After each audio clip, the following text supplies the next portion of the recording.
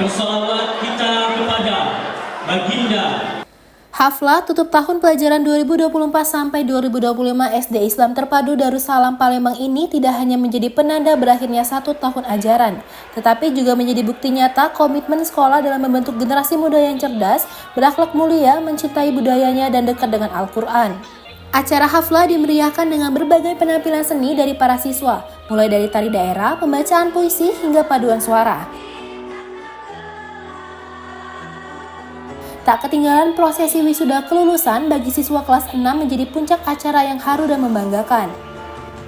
Saya berbangga karena 50% anak-anak kita bisa menghafal, menyelesaikan program khatamannya.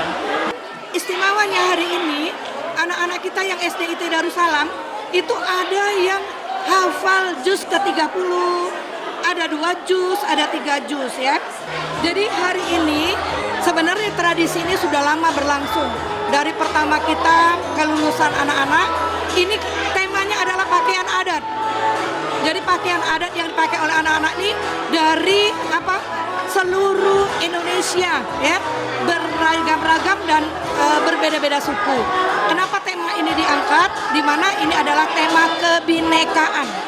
Ya. Boleh kita berbeda-beda, berbeda suku, berbeda bangsa, ya, berbeda ras, tapi kita tetap satu. Bhinneka Tunggal Ika. Nusantara luar biasa. Sesi terakhir haflah menjadi sorotan utama. Para siswa yang berhasil lulus hafalan juz 30 Al-Quran secara bergantian maju ke panggung. Mereka dengan lembut memasangkan mahkota emas di atas kepala orang tua masing-masing. Keunikan penggunaan pakaian adat nasional dan momen pemasangan mahkota emas ini diharapkan menjadi inspirasi bagi institusi pendidikan lainnya untuk terus berinovasi dalam menumbuhkan rasa bangga terhadap identitas bangsa dan nilai-nilai agama. Momen ini merupakan simbol penghargaan atas perjuangan dan dukungan tak henti dari orang tua dalam membimbing anak-anak mereka menghafal Al-Quran.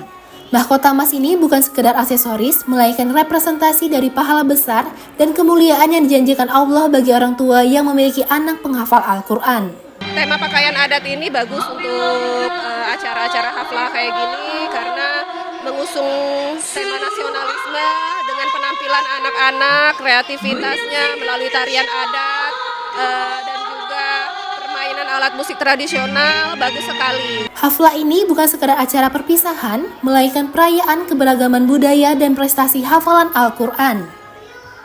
Dari Palembang, Sumatera Selatan, Harikoto iNews melaporkan.